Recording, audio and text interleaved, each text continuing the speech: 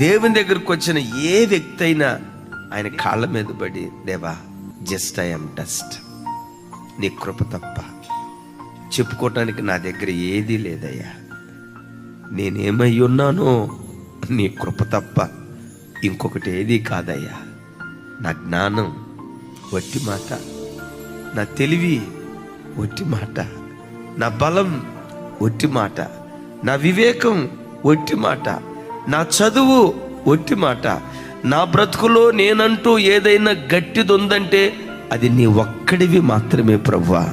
నిన్ను బట్టే ఈ స్థానంలో నేను నిలవబడ్డానని ప్రతి వ్యక్తి ప్రతి క్షణం నాట్ ఐ బట్ క్రైస్ట్,